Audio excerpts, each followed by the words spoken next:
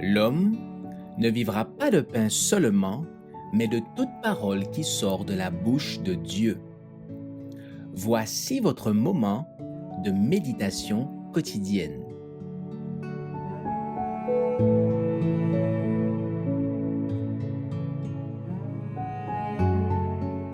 Il restaure en nous le modèle divin.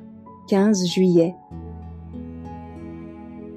Et nous connaissons qu'il demeure en nous par l'Esprit qu'il nous a donné.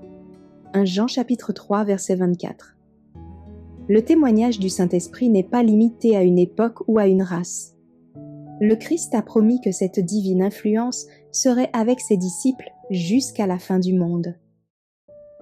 Depuis le jour de la Pentecôte jusqu'au temps actuel, le Consolateur a été envoyé à tous les hommes qui se sont consacrés au service de Dieu.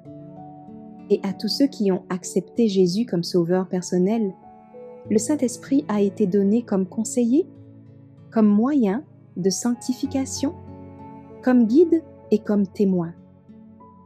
Plus les croyants se sont tenus près de Dieu, plus nettement et plus puissamment ils ont expérimenté l'amour de leur Rédempteur et de sa grâce salvatrice. Les hommes et les femmes qui, pendant de longs siècles de persécutions et d'épreuves, jouirent dans une large mesure de la présence du Saint-Esprit, ont été comme des signes et des prodiges dans le monde. Devant les anges et devant les hommes, ils ont révélé la puissance transformatrice de l'amour rédempteur.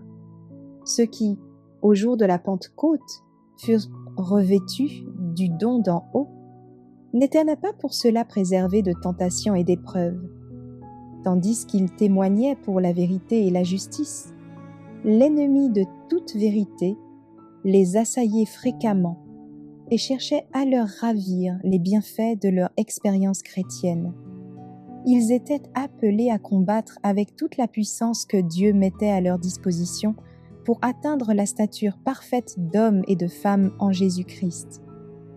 Ils priaient chaque jour pour obtenir de nouvelles grâces, afin de s'élever de plus en plus vers la perfection. Sous l'action puissante du Saint-Esprit et en exerçant la foi en Dieu, les plus faibles même apprenaient à développer les facultés que le Seigneur leur avait confiées et à se sanctifier, s'affiner, s'ennoblir. En toute humilité, ils se soumettaient à cette influence transformatrice et recevaient toute la plénitude de Dieu, étant façonnés à son image. Le Saint-Esprit détache l'âme des choses de la terre et la remplit du désir de la sainteté. Si l'homme consent à être transformé, son être tout entier sera sanctifié. Le Saint-Esprit gravera les choses divines dans son âme.